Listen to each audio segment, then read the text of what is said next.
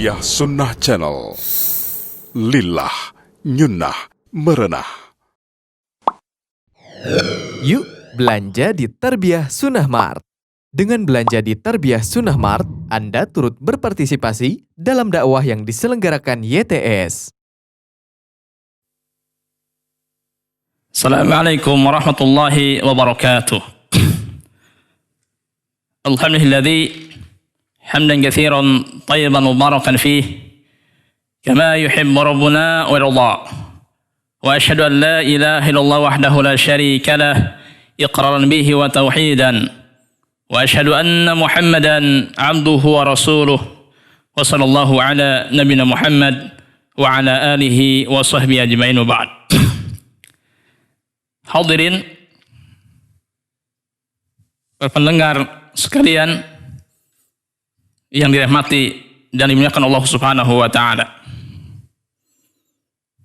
Pertama-tama perlu kita ketahui bahwa membaca Al-Qur'anul Karim tentu memiliki adab. Karena yang dibaca adalah kalamullah. Yang dibaca adalah firman Allah. Yang dibaca adalah perkataan Allah dan sama sekali bukan perkataan makhluk. Apalagi di bulan Ramadan seperti ini. Adab tersebut mesti dan harus dipelihara. Karena Ramadan adalah syahrul Quran. Bulan diturunkannya Al-Quran Karim. Syahrul Ramadan alladzi unzila fihi Al-Quran. Ramadan bulan yang di dalamnya diturunkan Al-Quran Karim. Nah, di antara beberapa adab penting yang harus kita perhatikan terhadap Al-Quran Karim, yang pertama adalah taharil ikhlas 'inda ta'allumil Qur'an wa tilawatihi. Memperhatikan niat ikhlas ketika mempelajari dan membaca Al-Qur'an Karim. Nah, perlu kita ketahui jamaah sekalian, ya, para pendengar sekalian yang dimuliakan Allah Subhanahu wa taala, sebelum kita melakukan berbagai macam amal saleh, amal ibadah, maka langkah pertama yang harus kita perhatikan adalah hati kita. Karena setiap amalan amat sangat bergantung sekali kepada niat. Dan niat itu sendiri merupakan salah satu jenis amalan hati. Dan tempatnya di dalam hati. Nabi kita SAW bersabda, "Innamal a'malu binniyat wa innama likulli imri'in ma nawa." Innamal a'malu binniyat. Sesungguhnya amal itu tergantung dari niatnya. Wa innama likulli imri'in ma nawa. Dan setiap orang akan memperoleh apa yang dia niatkan. Apabila niatnya baik, maka balasannya pun akan baik pula. Sebaliknya jika niatnya jelek, maka jelek pula balasannya. Al-jaza'u min jinsil amal. Balasan itu sesuai dengan jenis amalannya. Dan niat itu sendiri amat sangat bergantung dengan keikhlasan kepada Allah Subhanahu wa taala. Karena Allah Subhanahu wa taala berfirman ketika merintahkan keikhlasan dalam surah Al-Bayyinah ayat ke-5, kata Allah Subhanahu wa taala, "Wa ma umiru illa liya'budullaha mukhlishina lahud-din hunafa." Padahal mereka tidak diperintahkan melainkan supaya mereka beribadah kepada Allah Subhanahu wa taala mukhlisin, secara ikhlas dalam menjalankan perintah agama yang lurus. Di dalam ayat ini Allah Subhanahu wa taala memerintahkan keikhlasan dan beribadah, beramal hanya mengharapkan wajahnya. Dan perlu kita ketahui bahwa tidak mungkin seorang meraih keikhlasan secara sempurna tanpa mengetahui dan memahami makna ikhlas itu sendiri.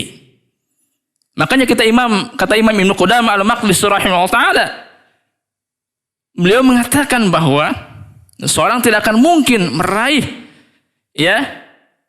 keikhlasan secara sempurna dalam beramal saleh tanpa mempelajari, tanpa mengetahui makna ikhlas itu sendiri. Oleh karena itulah kita mesti dan harus paham terlebih dahulu makna ikhlas. Nah, apa sih arti ikhlas? Yang pertama adalah memurnikan niat suatu amalan hanya untuk Allah Subhanahu wa taala semata. Yang kedua adalah tidak mengharapkan pujian, sanjungan manusia dari amalan tersebut. Yang ketiga adalah kesamaan antara sesuatu yang tampak dan antara sesuatu yang tersembunyi. Kesamaan antara lahir dan batin. Yang keempat adalah mengharapkan balasan dari amalan tersebut untuk nanti di akhirat, bukan di dunia. Itulah makna ikhlas. Nah, timbul pertanyaan, meniatkan ikhlas di dalam hati, apakah mudah atau susah?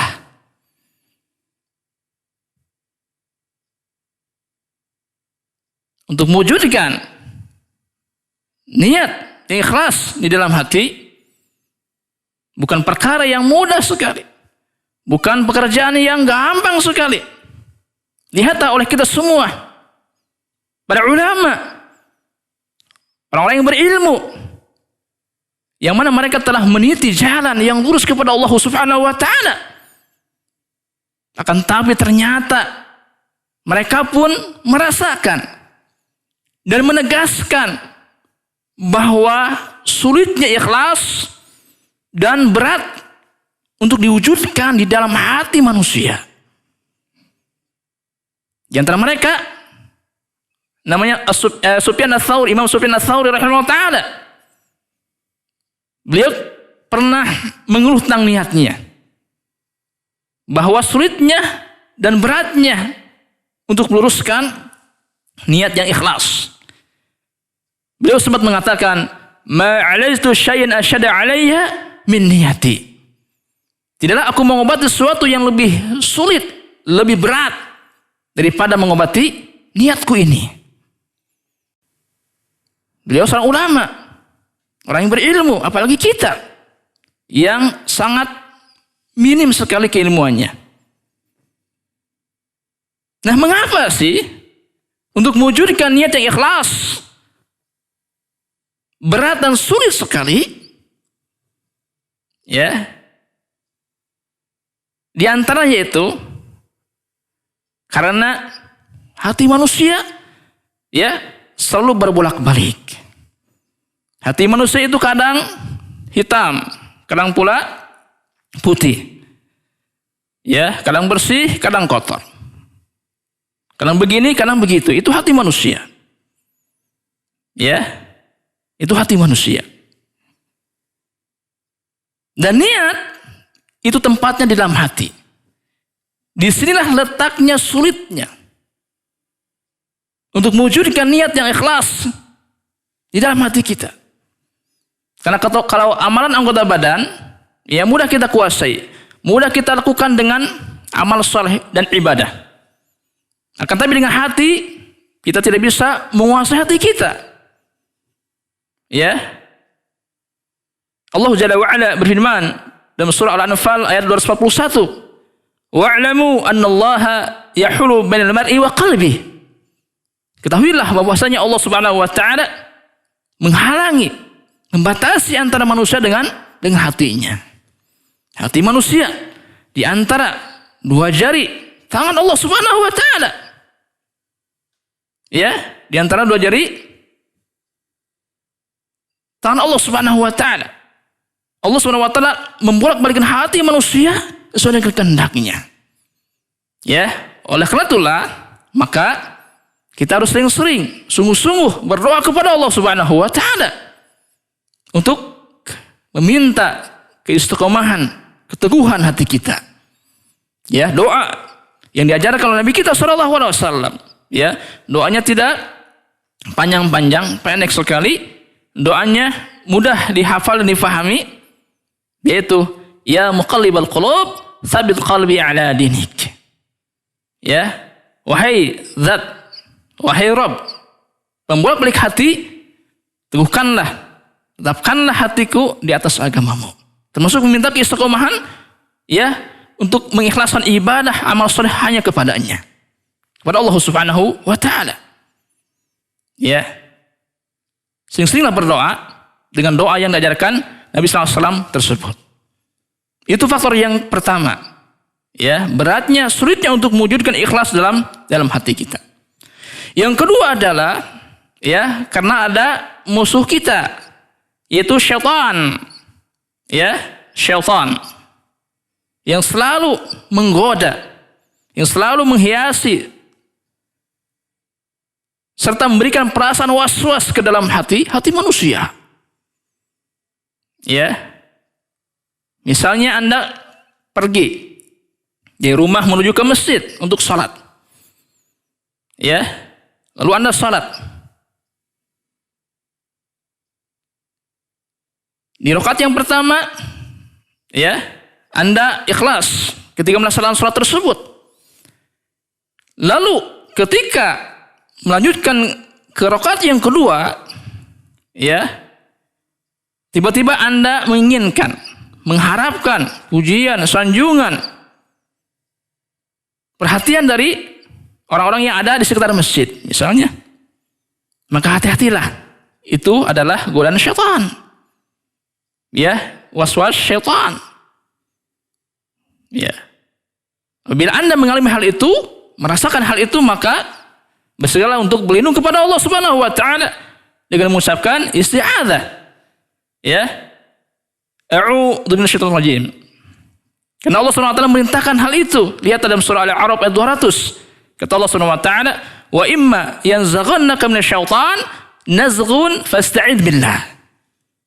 Apabila kamu ditimpa was-was, godaan syaitan, fasta'id billah, maka berlindunglah kepada Allah Subhanahu wa taala dengan mengucapkan isti'adzah. Itu faktor yang kedua. Faktor yang ketiga, ya, yang menunjukkan sulitnya dan beratnya untuk mengikhlaskan niat di dalam hati kita adalah adanya dorongan hawa nafsu, syahwat yang senantiasa menyuruh kepada kejelekan.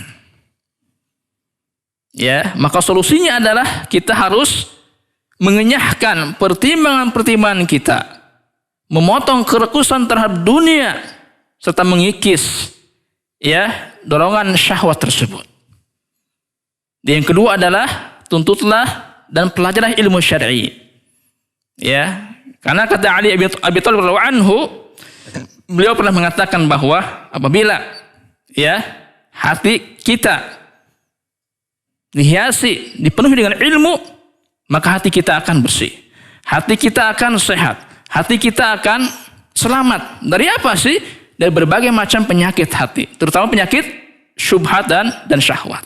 Bahaya sekali, karena syubhat dan syahwat, ya, banyak menyerumuskan manusia ke dalam neraka. Walhamdulillah. Itu diantara faktor-faktor, ya, yang menyebabkan bahwa sulitnya, beratnya untuk mewujudkan niat ikhlas di dalam hati kita. Mudah-mudahan Allah Subhanahu wa taala memberikan kemudahan kepada kita supaya kita bisa mewujudkan keikhlasan secara mungkin kepadanya. Nah, termasuk di sini, ya, membaca Al-Quranul Karim wajib kita niatkan hanya mengharapkan wajah Allah Subhanahu wa taala, mengharapkan pahala dari Allah Subhanahu wa taala. Kenapa sih? Lianna qiraatul Quran ibadah. Karena sesungguhnya membaca Al-Quran adalah ibadah. Ya, ibadah. Ibadah yang sangat mulia. Bahkan termasuk zikir yang paling utama kepada Allah Subhanahu wa taala. Akan tapi banyak orang yang mengabaikannya. Ya, dan ibadah wajib, mesti ditujukan kepada Allah Subhanahu wa taala. Karena ibadah adalah hak Allah Subhanahu wa taala. Tidak ada yang memiliki hak diibadahi kecuali Allah Subhanahu wa taala sesuai dengan namanya. Ya, sesuai dengan namanya. Apa arti Allah? Masa gak tahu?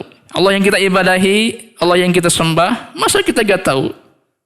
Ya, Syekh Fauzan hafizahullah taala beliau menjelaskan bahwa Allah artinya al-ma'luh, hubban wa ta'ziman. Allah artinya al-ma'luh, yang maha diibadahi, hubban wa ta'ziman, yang penuh dengan rasa cinta dan pengagungan. Itu makna Allah. Oleh karena itulah maka tidak ada hak yang dimiliki, tidak ada hak yang melebihi hak diibadahi. Tidak ada hak yang dimiliki Allah Subhanahu wa taala kecuali hak diibadahi. Oleh karena maka kita katakan la ma'budu bihaqqin illallah. Ya, tidak ilah yang berhak disembah dengan sebenarnya kecuali Allah Subhanahu wa taala semata. Ya. Jadi membaca Al-Quran merupakan ibadah yang sangat mulia sekali. Ya, lihatlah ketika Allah Subhanahu Wa Taala memberikan balasan dari pahala bacaan Al-Quran Karim, banyak sekali, besar sekali. Allah Jalla wa Ala tidak memberikan pahala bacaan Al-Quran per kata atau per kalimat, tidak pula per ayat, tidak. Allah Jalla wa Ala membalas pahala bacaan Al-Quran per huruf. Ini luar biasa sekali. Makanya rugi loh orang yang tidak bisa baca Al-Quran. Ya, berdasarkan sabda Nabi SAW, la aqulu alif lam mim harfun wahid, walakin alif harfun, lam harfun, mim harfun. Jadi alif lam mim itu bukan satu huruf, tapi 3 huruf. Alif 1 huruf, lam 1 huruf, mim 1 huruf. Ya. Wa kullu amalin yataqarrabu bihi ila Allah la yatahaqqaqu fihi syarata qabulil amal fa huwa mardudun ala sahibi. Setiap amal ibadah dalam rangka mendekatkan diri kepada Allah Subhanahu wa taala tanpa terpenuhi dan tanpa disertai dengan 2 syarat diterimanya suatu amalan, bahwa mardudun ala sahibi, maka amalan tersebut tertolak, tidak akan terima. Ya, jadi kita mau tidak mau wajib memenuhi 2 syarat diterimanya suatu amalan. 2 syarat sahnya amalan. Yang pertama al-ikhlas, yang kedua al-mutaba'ah. Ikhlas itu telah kita jelaskan dari maknanya, ya. Itu mengharapkan wajah Allah Subhanahu wa taala.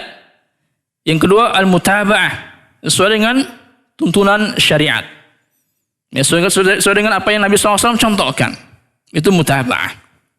Ini keharusan, kewajiban bagi kita dalam setiap amal ibadah kita.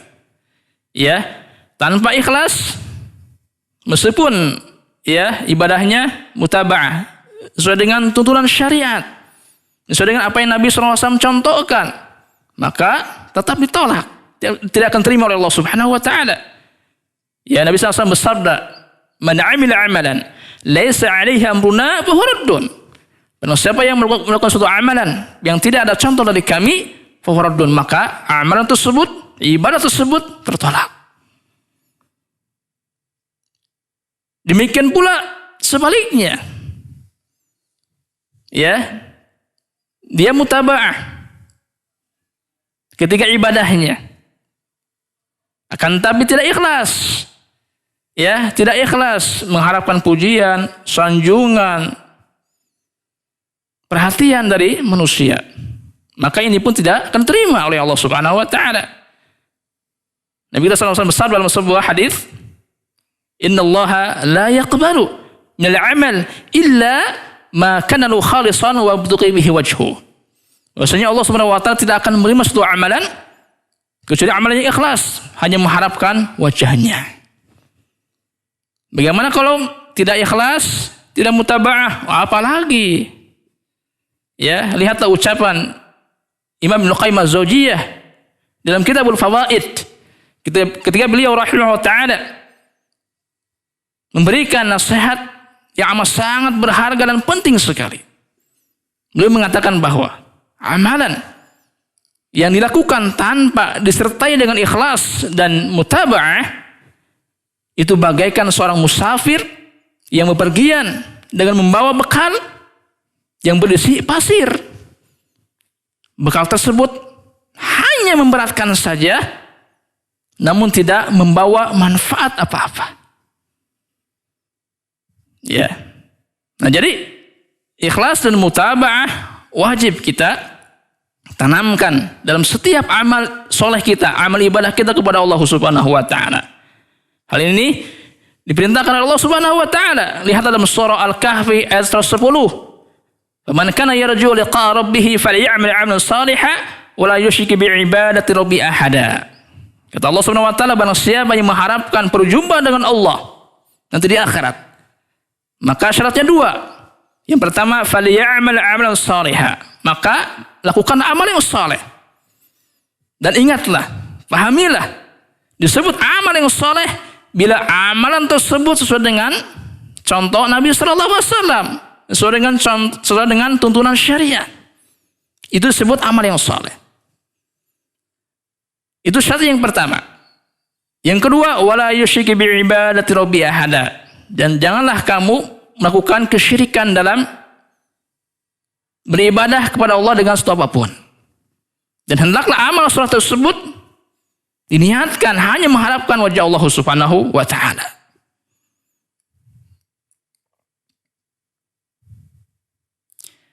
Qala An-Nawawi rahimahullah taala. Imam An-Nawawi telah berkata, "Fa awwalu ma yu'maru bihi ay al-qari' al-ikhlas fi qira'atihi wa an yurida biha wajha Allah Subhanahu wa taala wa an la yaqsuda biha tawassulan ila syai'in siwa dzalik." Imam An-Nawawi rahimahullah taala berkata, maka yang pertama kali diperintahkan kepada seorang qari, seorang pembaca Al-Qur'an, adalah al-ikhlas fi qiraatihi, keikhlasan dalam membacanya. Ya, karena ikhlas ini merupakan dasar, pondasi dari setiap amalan. Yaitu dengan cara hanya menginginkan dan mengharapkan wajah Allah Subhanahu wa taala dan sama sekali tidak menginginkan sesuatu selainnya. Ya. Wa hadzal ladzi qalahu An-Nawawi sahih. Ya. Dan apa yang diucapkan oleh Imam An-Nawawi ini adalah benar sekali. Ya. Kenapa sih beliau rahimahullah taala mengatakan bahwa yang pertama kali diperintahkan kepada seorang qari adalah keikhlasan dalam membacanya? Fa inna minal qurra man yabtaghi bi qiraatihi sarfa anzarin nas ilaihi wal iqbal ala majlisihi. Karena sesungguhnya ya, di antara para qari, di antara para pembaca Al-Qur'an, ada yang membaca Al-Qur'an dengan tujuan dan maksud agar perhatian manusia tertuju kepadanya. Riya. Ya, ini riya. Wal iqbal ala majlisihi. Ya, dan supaya mereka mendatangi majelisnya. lalu mereka menyanjungnya, lalu mereka menghormatinya, memuliakannya. Nasallallahu assalamu wal afiyah. Ya, kita mohon kepada Allah Subhanahu wa taala keselamatan dan sifat ifah dari hal itu tersebut. Ya, jadi banyak sekali jemaah sekalian para qari yang mengharapkan ketika membaca Al-Qur'an ya dengan harapan pujian, sanjungan dari manusia. Ini adalah riya. Ya, tidak boleh. Ya. Lihatlah jemaah sekalian, waqafal qari zajran an ya'lama uqubatan man ta'allama al-Qur'an likay yuqal qari. Lihatlah, cukuplah sebagai peringatan bagi qari tersebut yang mengharapkan pujian dan sanjungan dari orang, dari manusia. Ya, an ya'lama uqubatan, agar dia mengetahui uqubah, hukuman nih, siksaan bagi orang yang mempelajari Al-Qur'an, akan tapi dengan maksud dan tujuan ingin dikatakan sebagai qari. Jadi belajar Al-Qur'an tapi ingin disebut sebagai qari. Ya. Ingat, kita belajar ilmu ya murni ya untuk melaksanakan ibadah kepada Allah Subhanahu wa taala. Karena Allah merintahkan hal itu. Kita belajar ilmu untuk diamalkan. Ya, untuk diamalkan. Karena ilmu bukan tujuan utama. Ilmu bukan target utama. Akan tapi ilmu adalah sarana, wasilah untuk sampai kepada suatu amalan. Karena beramal wajib didasarkan pada ilmu. Kita mempelajari ilmu untuk menghilangkan kebodohan dari diri kita dan dari orang lain. Ya, kita mempelajari ilmu ya untuk menjaga dan melestarikan syariat Allah Subhanahu wa taala. Ya. Jadi dia mempelajari Al-Qur'an bukan itu semua. Ya, akan tapi untuk dikatakan sebagai qari. Ya, sebagai pembaca Al-Qur'an yang beken. Ya. Lihatlah jemaah sekalian ancaman ya yang dijelaskan oleh Nabi sallallahu alaihi wasallam. Faqad akhraja Muslimun fi sahihi an Nabi Hurairah annahu qala sami'tu Rasulullah sallallahu alaihi wasallam yaqul inna awwalan nasi yuqda yaumal qiyamah alaihi. Ya. Thalatha. Lihat dijelaskan dalam Sahih Muslim. Imam Muslim meriwayatkan dalam kitab sahihnya sebuah hadis ya yang diterima dari Abu Hurairah anhu bahwasanya beliau sallallahu alaihi wasallam bahwasanya beliau berkata, sami'tu Rasulullah sallallahu alaihi wasallam yaqul, ya, aku pernah mendengar bahwa Rasulullah SAW pernah bersabda, inna awwalan nasi yuqda yaumal qiyamah alaihi thalatha. Ya, sesungguhnya manusia pertama kali yang akan diadili pada hari kiamat nanti adalah 3 orang. Ya. Nah, di antara yaitu wa rajulun ta'allama al-ilma wa 'allamahu wa qara al-Qur'an. Adalah seorang yang belajar ilmu lalu mengajarkannya dan membaca Al-Qur'an Karim. Ini amalan yang sangat luar biasa sekali, amalan yang sangat mulia sekali. Belajar ilmu, ya, mengajarkan ilmu, membaca Al-Quran Karim, merupakan kesibukan yang sangat mulia sekali. Ya, fa'utiya bihi. Lalu dia pun didatangkan dan dihadapkan. Farrafahu ni'mahu. Lalu disebutkan berbagai macam nikmat yang telah diberikan kepadanya. Fa'arafaha. Lalu dia pun mengakuinya. Qala, maka Allah Subhanahu wa taala bertanya, "Fama 'amilta fiha?" Apa yang telah engkau kerjakan atas semua nikmat tersebut?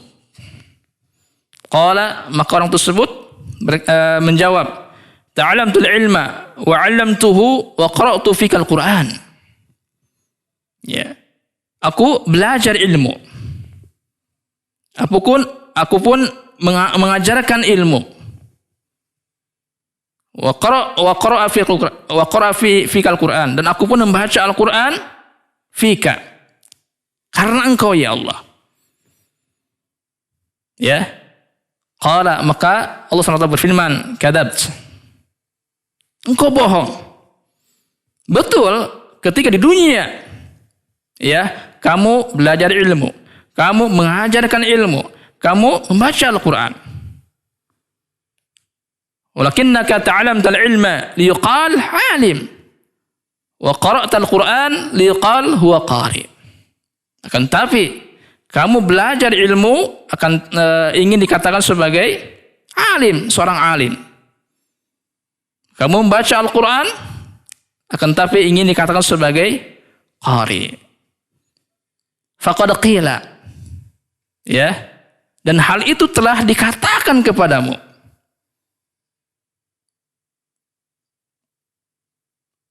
Pujian tersebut telah tertuju kepadamu. Ya. Lalu apa yang terjadi? Thumma umira bihi. Kemudian dia diperintahkan fasuhiba ala wajhi, dan diseret di atas wajahnya hatta ulqiya fin nar. Ya. Lalu kemudian dia dilemparkan ke dalam api neraka. Wal'iyadzubillah. Hadis ini memberikan suatu pelajaran kepada kita semua. Ayyuhal qari, supaya kita betul-betul hati-hati, waspada dari perbuatan riya seperti ini. Ya. Dan ketahuilah bahwa tidak ada sesuatu yang akan merusak dan menghancurkan amal ibadah kita kecuali kesyirikan kepada Allah Subhanahu wa taala. Baik syirik besar ataupun syirik kecil. Ya. Nah, inilah jemaah sekalian, hadirin yang dimuliakan Allah Subhanahu wa taala. Ini adab yang pertama, ya, yang harus kita perhatikan ketika membaca Al-Qur'an Karim. Ingat, membaca Al-Qur'an Karim, niatkan, ya, ikhlas kepada Allah Subhanahu wa taala, bukan untuk disebut sebagai qari. Ya. Dan perhatikanlah, ya, di akhir kajian ini, pahamilah baik-baik, ya, jika ilmu dan amal telah kehilangan keikhlasan niat, ya, maka akan berubah dari amalan yang sangat mulia menuju kepada amalan, menuju kepada kedurhakaan yang paling hina. Ya. Inilah jemaah sekalian, hadirin yang dimuliakan Allah Subhanahu wa taala, kajian kali ini. Mudah-mudahan Allah Subhanahu wa taala memberikan hidayah taufik kepada kita semua sehingga kita mudah sekali untuk mengikhlaskan ibadah kita kepada Allah Subhanahu wa taala, terkhusus dalam membaca Al-Qur'an Karim. Ya. Insyaallah di pertemuan yang akan datang kita akan membahas ya, adab yang kedua yang harus kita perhatikan dalam membaca Al-Qur'an Karim. Mudah-mudahan apa yang saya sampaikan bermanfaat bagi kita semua. Ya. Nasallallahu assalamu wal afiyah. Kita mohon kepada Allah Subhanahu wa taala keselamatan, ya, niat kita, supaya Allah Subhanahu wa taala selalu menjaga niat kita dalam beribadah kepadanya, ya. Ini yang saya sampaikan. Wa hadza wa sallallahu wasallam ala nabiyina Muhammad wa ala alihi wa sahbihi ajma'in. Wa akhiru da'wana walhamdulillahi alamin. Wassalamu alaikum warahmatullahi wabarakatuh.